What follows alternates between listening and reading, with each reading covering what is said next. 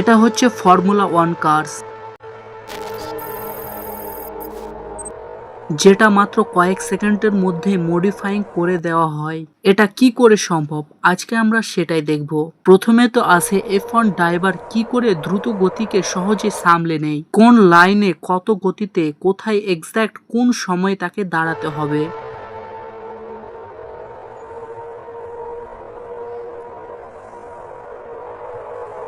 Mostly modifying করার পথে বোর্ডে লিমিট ৮০ এর নিচে করতে ওয়ার্নিং দেওয়া হয়, যাতে সম্ভবত কোনো দুর্ঘটনা ঘটতে না পারে।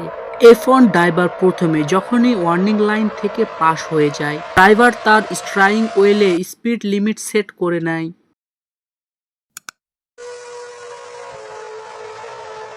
তারপর ড্রাইভার গাড়ির সঠিক লাইন ধরে বক্সটির মধ্যে সঠিক দক্ষতার সাথে ঠিক লক্ষ্যে দাঁড়িয়ে যায়। পুরো মডিফাইং টিম রেডি থাকে যাতে দ্রুতের সাথে সময় বাঁচাতে পারে। সামনে থাকা অ্যারো দেখে ধারণা করে সঠিক টায়ারের লাইন আপ তৈরি করে। সবচেয়ে কঠিন কাজ হলো আগে থাকা F1 অপারেটরের সঠিক লাইনের সাথে ঠিক জায়গায় F1 গাড়ির সামনে থাকা নোজটিকে খানিকটা উঁচু করে ফেলে। একই সময়ের সাথে তার পিছনে থাকা আরেকজন F1 অপারেটর সামনের মতোই পিছন দিকটা খানিকটা উঁচু করে দেয়। তার সাথে দুই ধারে দুইজন ফর্মুলা 1 অপারেটর দাঁড়িয়ে থাকে। তাদের কাজ গাড়িটিকে স্থির রাখতে ও নিশ্চিত করা কি গাড়িটি ঠিক সঠিক লাইনে দাঁড়িয়ে আছে।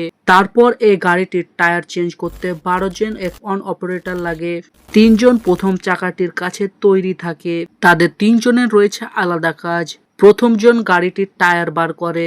সাধারণ গাড়িগুলোর চাকায় 5টি নাট থাকে, যেটি সাধারণতভাবে খুলতে অনেক সময় লেগে যায়। তার জন্য তৈরি করা হয়েছে এই কাস্টমাইজ সিঙ্গেল লক নাট, যেটি এই কাস্টমাইজ যন্ত্রটি দিয়ে দ্রুত গতির সাহায্যে খোলা হয়।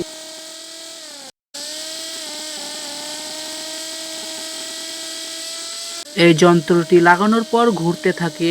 ঘুরতে ঘুরতে কিছুক্ষণ পর ব্লু লাইট জ্বলতে লাগে, যাতে বোঝা যায় লক নাটটি খুলে গেছে।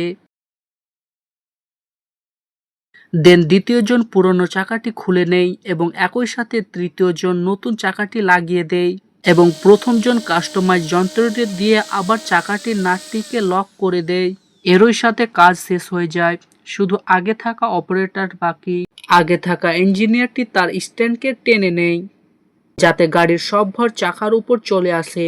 গাড়ির ড্রাইভার শুধু লক্ষ্য করে থাকে রাস্তার উপরে থাকা ট্রাফিক লাইনের উপর। যতক্ষণ কাজ চলছে সিগন্যাল লাল হয়ে থাকে। সেই টাইমে পিছনের চাকা পরিবর্তন করতে আসলে বেশি সময় লাগে, কারণ আগে থাকা চাকার তুলনায় পিছনে থাকা চাকা অনেক বড় এবং ভারী হয়। তার জন্য সেটা আসলে অনেক কঠিন কাজ হয়ে যায়। একজন সবকিছু কনফার্ম করার পর রেড সিগন্যালকে গ্রিন করে দেয়। তার সাথে ড্রাইভার ফর্মুলা 1 গাড়িটি রোড ট্র্যাকে চালাতে শুরু করে।